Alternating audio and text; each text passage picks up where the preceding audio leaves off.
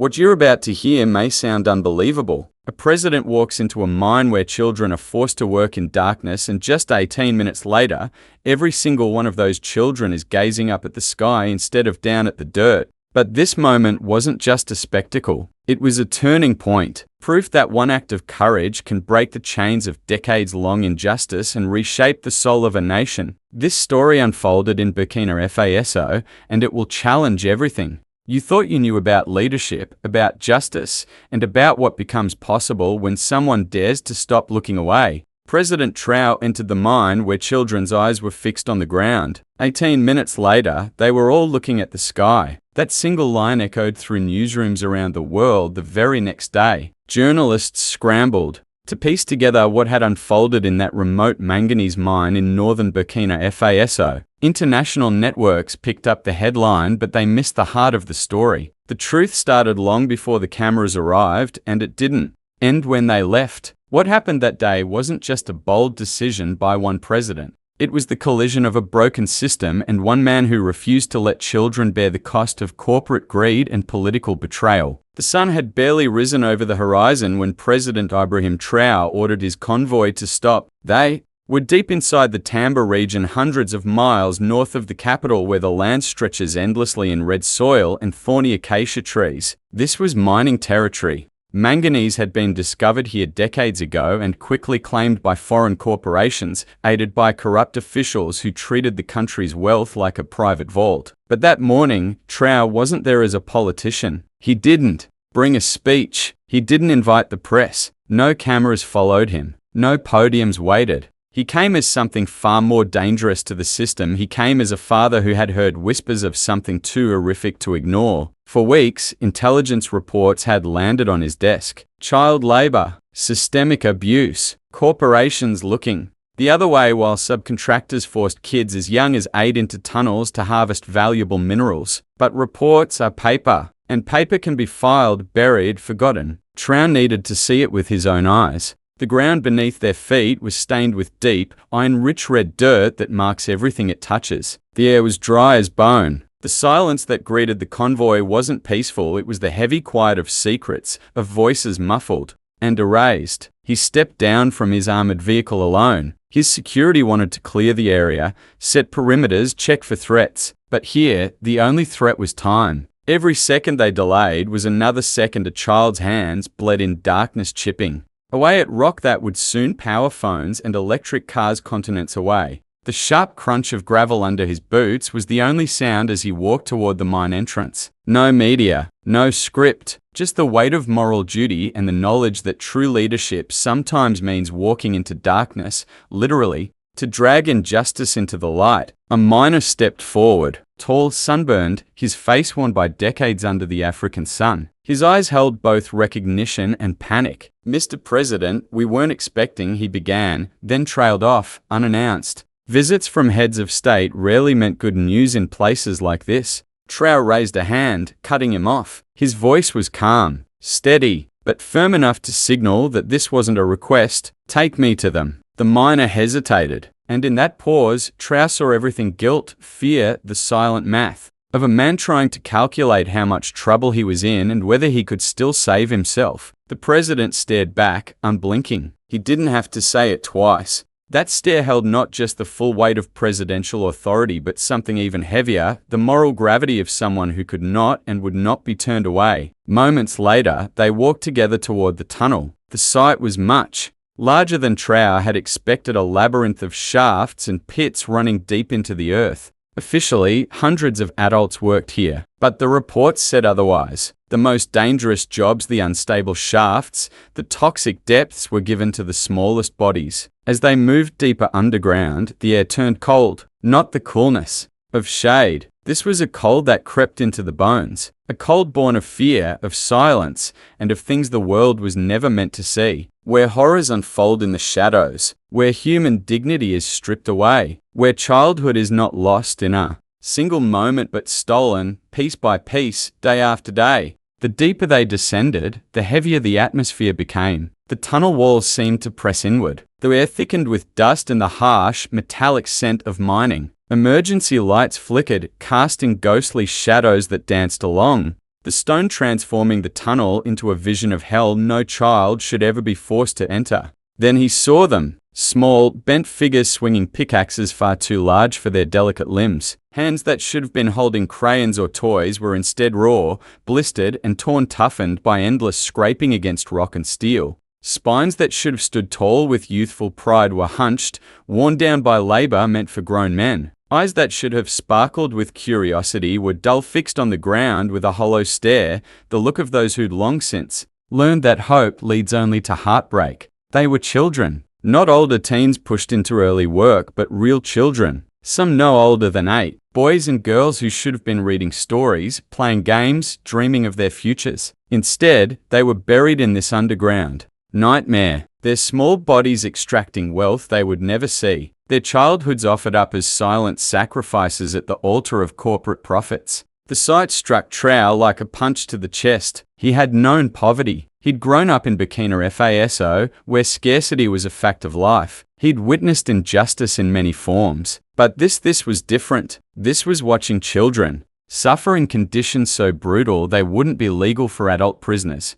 This was witnessing the machinery of exploitation chew through the most vulnerable. Then, one boy caught his eye. He couldn't have been older than 10. A frayed blue string was tied around his wrist, the kind of simple bracelet children make for one another, or that a parent ties as a token of love and protection. In this pit of despair, that tiny thread stood out like a spark, a stubborn symbol of innocence in a place built to destroy it. As Traoré stepped closer, the boy recoiled, an instinct born not of surprise, but of survival. That flinch said everything. These children had been trained to fear, to stay silent, to shrink themselves, to become invisible, anything to avoid punishment or more work. "Don't be afraid," Traoré said, his voice now gentle, softer than it had been with the adults. The boy didn't speak. Instead, he lifted a small, dirt-covered finger and pointed behind him to a wooden box tucked into a shallow niche in the tunnel wall. Inside were fragments of a stolen childhood, a piece of hard bread saved from a meal, a book with torn pages, and most heartbreakingly a drawing, the kind of drawing any child might make. Simple, honest, full of longing. It showed a house, smoke curling from its chimney, trees with green leaves, and a school. Children were drawn playing in front of it. "Is this your home?" Traoré asked, motioning toward the drawing. The boy gave no reply, but his face shifted. For the first time since Traoré entered the mine, the child's gaze lifted, not fully, not skyward, but no longer chained to the dust beneath his feet. That's when Traoré knelt. He brought himself to the boy's eye level. In that moment, the president of Burkina Faso made himself small so that a child could feel seen. Witnesses would later say this was when everything changed. Not just for that one boy, but for hundreds like him across the country. When their eyes finally met, the boy's expression held confusion and maybe, just maybe, a flicker of hope. How long had it been since someone looked at him with care, not calculation? Since anyone asked about his dreams, not his labor? But while Traoré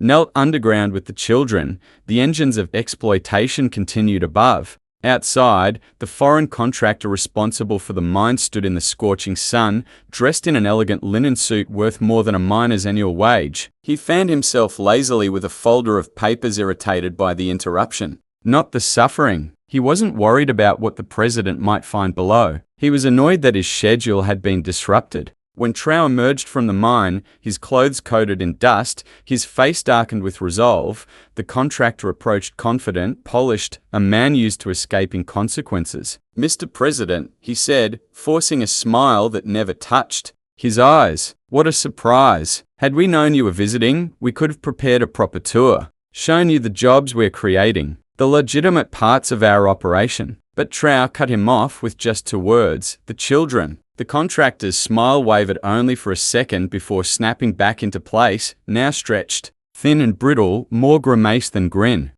Yes, well, you see, they're not technically under my responsibility," he stammered. "We subcontract certain aspects of the operation. If there've been any irregularities, well, this is Burkina Faso soil after all." Traoré's voice remained low, steady, but beneath its calm was steel. "Of course," the contractor said, seizing the pause like a lifeline. His confidence started to return as he slipped into what had clearly worked many times before. "These Subcontractors operate independently, brought in by local partners. Really, it's quite out of my hands. I'm just here to oversee the technical side of things, extraction, logistics, that sort of thing. His smirk said it all. This was well rehearsed. A polished excuse likely offered to dozens of officials before many of whom had accepted the fiction in exchange for plausible deniability and quiet compensation. But Traoré didn't respond. He simply reached into his coat and pulled out a photograph. It was the kind taken at galas and signing ceremonies, the kind where business suits shine, hands shake, and champagne glasses clink while photographers capture moments meant to be remembered as progress, until they become evidence. In the photo, the very same contractor stood beaming, younger and confident, shaking hands with a high-ranking military general. Behind them, a banner displayed the logo of a mining consortium. It was clearly a contract signing. Other officials and executives surrounded them, smiling like they'd just sealed the deal of the decade. This was taken at last year's mining industry gala, Traoré said, voice calm. Do you remember it? The contractor's face drained of color. The smirk vanished. Panic flickered in his eyes. That was just ceremonial, of course. Standard protocol. Public relations. Nothing binding, you understand, I remember, Traoré said softly, cutting him off again. I was there. His tone remained calm, but every word struck like a gavel. I remember the speeches, the promises, jobs for adults, transparency, respect for the law, partnership, development. Do you? The contractor opened his mouth, but nothing came out. Because the photo didn't just expose involvement, it shattered the myth that the child labor was the work of rogue subcontractors. It revealed a system structured, deliberate, and protected at the highest levels. I think, Traoré continued, that we need a more serious conversation about responsibility and about what happens when international partners break their promises to the people of Burkina Faso. The sun was setting behind them now, staining the sky in deep reds and golds colors that matched the iron-rich soil beneath their feet. It was on that ground, in that moment, that Traoré made a decision that would echo far beyond this mine. He didn't return to the capital. He didn't call a committee. He didn't draft policy papers or wait for approval. Instead, he made a single phone call. Within hours, 3 buses began making their way across the dusty roads toward the Tambayo region. Behind them followed trucks not military, but civilian, loaded with books, desks, chalkboards, uniforms. Everything needed to build a school from nothing. It was the kind of operation that usually takes weeks of bureaucracy, but sometimes moral urgency creates its own logistics. That evening, Traoré returned to the mine. This time, he wasn't alone. Teachers, social workers, and education officials were with him. But even then, he went back into the tunnels himself. He knelt again at eye level with the children. He looked each of them in the eyes. This is your last shift, he told them. His voice held no hesitation. Tomorrow, you go to school. The older children stared in disbelief. After months or years of being told their only worth was in what they could dig from the earth, the idea of education felt almost like fantasy. The younger ones looked frightened. Change, even good change, is terrifying, especially when adults have only ever broken their promises. Then, one girl raised her hand. She couldn't have been older than 9, but her voice carried a wisdom shaped by pain. My papa says I have to work, she said quietly. He says school is a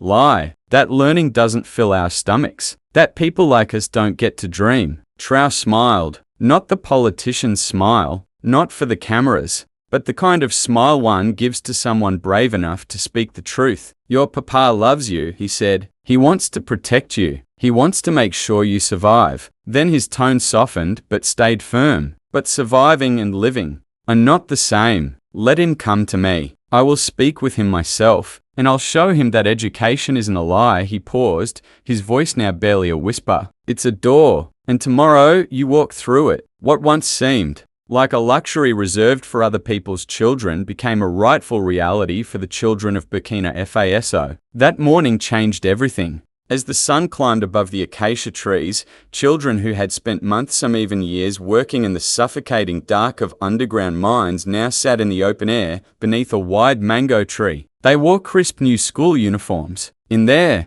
hands, once blooded by pickaxes, they now held pencils, gripping them not casually, but carefully, like sacred tools. And in a way, they were tools of freedom, tools of future. The teacher, who had volunteered to come to this remote village, tried to call roll, but her voice trembled and then broke entirely. Tears streamed down her face. For most of these children, this was the first classroom they had ever seen. Their names, never before written on a single official document, were now being recorded in attendance books officially, permanently. Children who had been invisible were now being seen, not as laborers, not as statistics, but as students, as people with futures that stretched beyond the dust and darkness of the mines. But this was only the beginning. Back in the capital, the foreign contractor who had earlier denied all responsibility was summoned to testify before a national tribunal. This wasn't a quiet negotiation behind closed doors. It was a public hearing, broadcast live on national television and radio.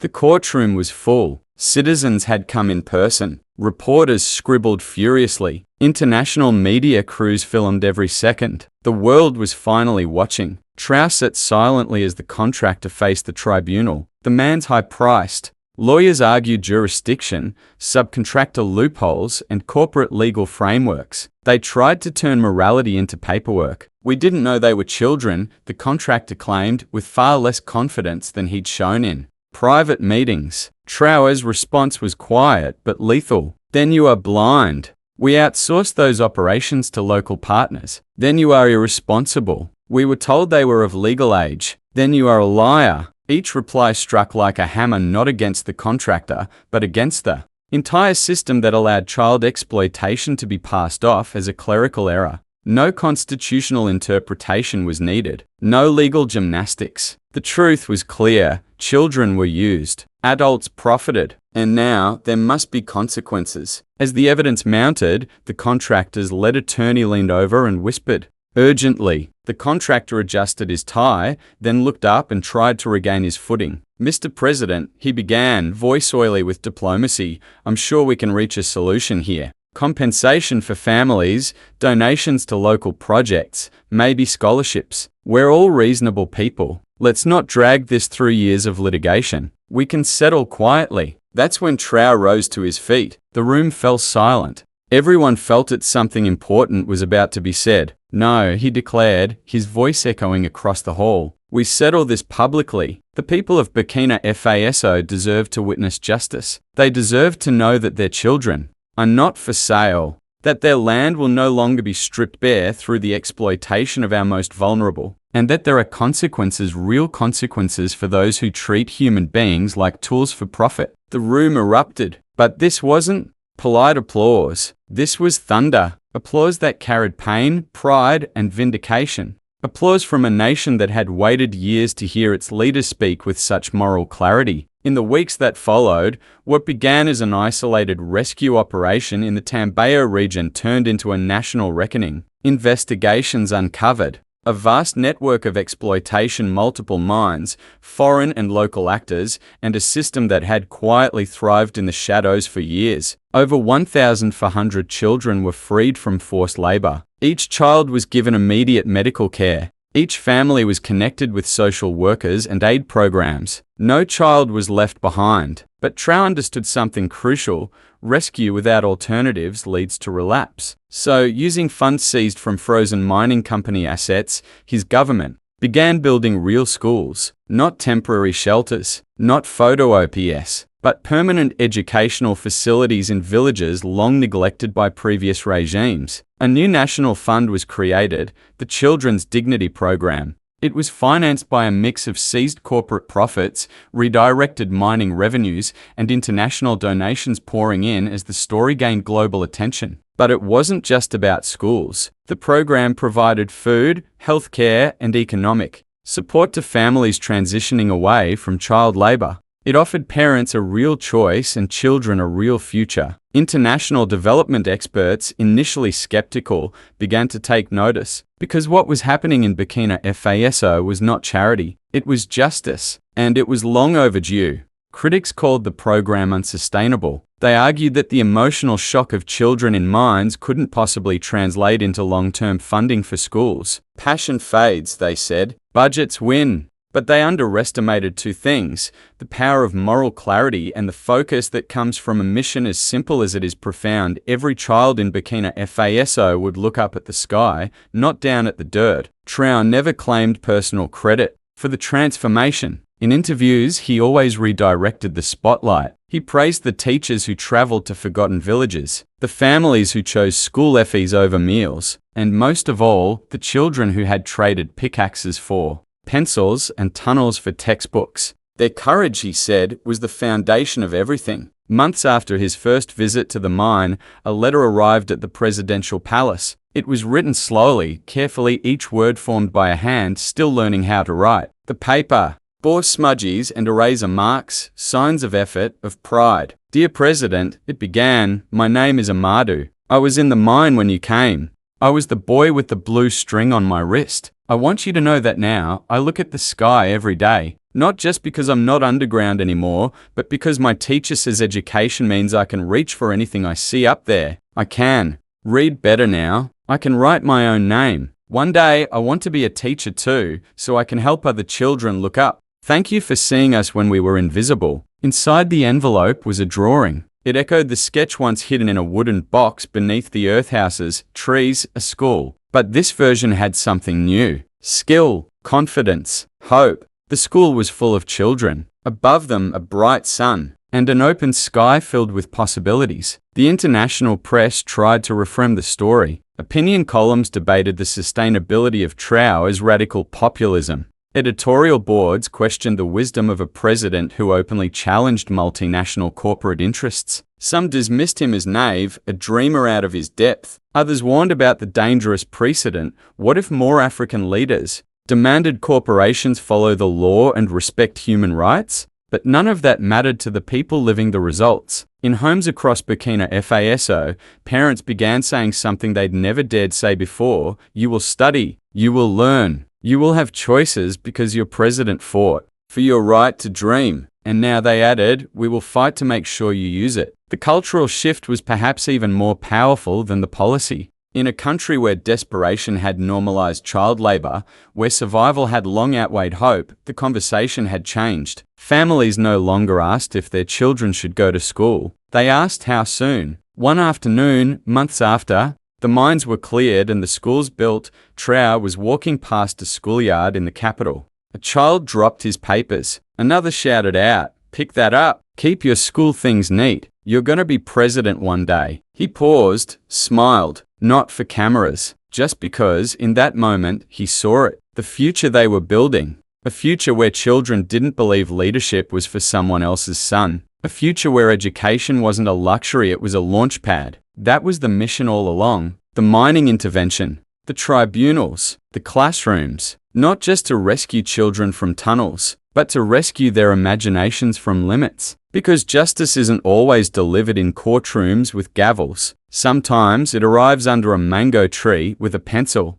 a desk, and the quiet revolutionary idea that every child has the right to look up and believe they can reach what they see. The boy with the blue string became a symbol. But he was not alone. Across the country, hundreds of children were lifting their heads for the first time, learning to read, realizing their voices mattered, daring to imagine that the future didn't have to look like the past. And the ripple didn't stop at the border. International labor groups began investigating similar abuses in neighboring countries. The story sparked debates in the European Parliament, leading to legislation demanding greater supply chain accountability for companies sourcing African minerals. Activists in dozens of nations pointed to Burkina Faso as proof: when leaders choose courage over convenience, change is possible. Back in corporate boardrooms, the same executives who once laughed off Traoré as a political irritant were now facing congressional hearings in their home countries. Shareholders, once indifferent, were asking hard questions. Where did our gold come from? Whose hands pulled it from the earth? And who paid the real price? Because one leader's refusal to look away had forced the world to open its eyes. Stock prices wavered as investors slowly faced a hard truth: sustainable profits cannot be built on the backs of broken children. What once seemed like externalities were now front and center: unignorable, unprofitable. 6 months after the mines were emptied and the classrooms opened, the first group of rescued children graduated from their accelerated literacy program, but there were no marble halls or glittering podiums. The ceremony was held under the same mango tree where they had first gripped pencils with uncertain fingers, where the light had first touched their faces after so long in the dark. Amadou, the boy with the blue string still tied around his wrist, stood to speak. His voice was no longer small. It was steady now, grown, but he kept that piece of string a simple reminder of the tunnel he came from and the sky he now knew. When I was in the dark, he began, reading from his own handwritten notes, I thought the world was only as big as the tunnel I was in. I thought the sky was just a story other people told. But President Traoré showed us that the world is bigger than we knew and that we are bigger than we thought we were. The crowd, parents, teachers, ministers, international observers fell silent, not because of protocol, but because something rare was unfolding, a truth spoken not from power, but from survival. I now know, Amadou continued, that every child deserves to see the sky, and someday I will make sure no child has to look down when they should be looking up. As the ceremony ended and the crowd erupted in drums, song, and dancing, President Traoré stood quietly at the edge. No speech, no spotlight, just watching, absorbing. An international journalist, flanked by a camera crew, approached eager to ask about foreign policy, economic fallout, or electoral consequences. But before he could speak, a small hand tugged at the president's sleeve. A young girl, one of the rescued children, not a speaker, not part of the ceremony, looked up at him. President, she whispered, her voice steady, her eyes clear, my little sister starts school next week. She never had to go in the tunnels, because you came when you did. She gets to look at the sky from the beginning. Traoré knelt, just as he had the first time in that mine, bringing his gaze to hers. What's her name? He asked. Hope, the girl replied, smiling. We named her Hope. And in that moment, with the drums pulsing behind them and children dancing under a sky once denied to them, the true legacy of those 18 minutes underground became clear. This wasn't just about the children who had been rescued. It was about the children who would never need rescuing, about the families who would never again face that impossible choice between survival and dignity, about the villages that would never again have to trade their children for a paycheck. The story that began in darkness, where dreams were crushed under rock and silence, had become something else entirely, a story of light. A story of what happens when power is used not to control, but to liberate. A story of what becomes possible when a nation remembers that every child has the right to look up and believe they can rise. But the transformation was not without pain. Some families, trapped for generations in poverty, initially resisted. They had been promised compensation for their children's labor. The sudden loss of that income brought hunger, not hope. Traoré understood that laws alone wouldn't change reality. You can't uproot exploitation without planting something stronger in its place. That's when the second phase of the Children's Dignity Program launched. Parents of rescued children were offered paid work in the new school ecosystem as cooks, janitors, teaching assistants, community liaisons. They didn't just receive charity, they received purpose. Fatou, whose 8-year-old son had worked in the copper tunnels, now served meals in a village school. I used to send my child into the dark so we could eat, she said at a town meeting. Now I feed other people's children so they can stay in the light. It's not just a job, it's redemption. The emotional shift proved as important as the economic one. Child psychologists working with the rescued students documented a strange but profound condition, sky anxiety. Children, long confined to tight, airless tunnels, found the open sky disorienting, even frightening. They would cling to walls, avoid windows, flinch at wind. Dr. Aminata Sowadogo, who led the National Trauma Team, explained, these children didn't just need to learn reading and writing. They needed to relearn how to dream. Some had forgotten that dreaming was even allowed. Over time, therapy helped them widen their gaze, to see the sky not as a threat, but as a canvas, to understand that their world no longer ended at the tunnel mouth. And outside Burkina Faso, the world began to shift too. The international business community, once dismissive, now watched nervously. Traoré's policies had triggered legal reviews, shareholder revolts, and regulatory reforms.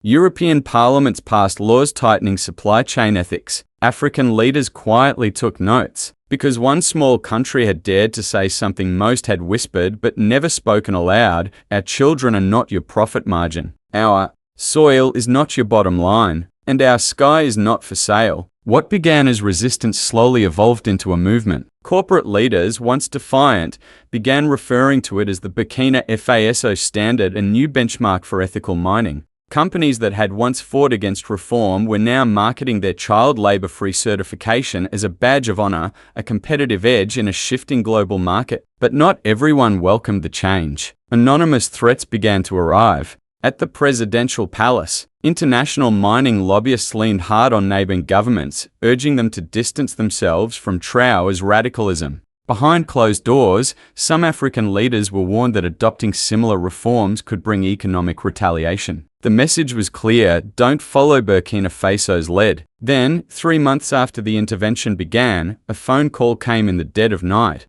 The voice on the other end was distorted, but the message was unmistakable. Your little school project is costing important people a lot of money. Children have accidents. Presidents do too. But Traoré didn't flinch. Instead, he did. Something no one expected. The next morning, in a televised address, he made a bold announcement: he would personally visit every mine in the country. No advance notice, no rehearsed tours. Just unannounced inspections, walking directly into the work sites, into the shadows, to ensure the law was being upheld. They want to threaten the children, he said. They want to threaten me, but they cannot threaten the future we are building. Every mine, every operation, every corner of this land where a child might be exploited, I will be there. The announcement sent tremors through the international mining sector. Stock prices of companies operating in Burkina Faso tumbled as investors realized profit margins were now subject to moral inspection. But something even more powerful happened at home. The public, once uncertain, surged with support. Across the country, spontaneous rallies erupted. Parents who had never engaged in politics formed community watch groups to protect children. Teachers volunteered for remote posts in mining towns. Ordinary citizens began to act like guardians. Then came a moment that moved the entire nation. During a live broadcast, Amadou, the boy with the blue string, sat beside President Traoré. His voice was confident now, fluent. He read aloud a letter written collectively by children from all over the country. Dear President Traoré, we heard that bad people want to hurt you because you saved us. But we want you to know we are not afraid anymore. You taught us to look at the sky, and now we see everything. We see the future, and we will help you protect it. Every child you saved is now a guardian for every child still waiting. You walked into the darkness to find us. Now we walk in the light to find others. The mine owners think they can scare us back underground, but they don't understand once you've seen the sky, you can never forget it exists. That phrase, once you've seen the sky, sparked a global wave. Social media platforms flooded with hashtag Seen the Sky as children from around the world shared their own journeys from despair to hope. The story of Burkina Faso ignited a global dialogue on ethics, courage, and justice. Universities across Europe and North America redesigned business curricula to include Burkina Faso as a case study in ethical supply chain reform. Business schools began requiring courses in corporate responsibility, focusing on the true cost of exploitation. But the most lasting legacy couldn't be measured in hashtags or headlines. The children who had been pulled from the mines became more than students, they became advocates. As they grew, their dreams grew with them. Many chose careers in education, human rights, and child protection. Amadou, 5 years after being rescued, was accepted into a prestigious international high school. In his application essay, he wrote, "I want to study international law so that no child anywhere has to choose between survival and dignity. My president showed me that 18 minutes of courage can change everything. I want to spend my life turning those 18 minutes into 18 decades of protection for children everywhere." The blue string that once circled his wrist was gone, replaced by a scholarship bracelet. But the original string still lived carefully tucked away in a small box, among his most precious possessions, a reminder of how far he had come and how far belief can carry you. Years later, when historians would examine this turning point in Burkina Faso's history, they would cite economic growth, policy shifts, international alliances, and education data. But the people who lived through it would remember something. Simpler and far more profound, the day their president walked into darkness and brought their children into the light. And in classrooms across the nation, where children once held pickaxes but now held pencils, where voices once silenced now filled the air with questions and dreams, a deeper lesson echoed: justice isn't always delivered in courtrooms. Sometimes it's delivered under a tree, with a pencil, a desk, and the hope to look up. The eyes that had once been forced to the ground were now looking at the sky, and that made all the difference.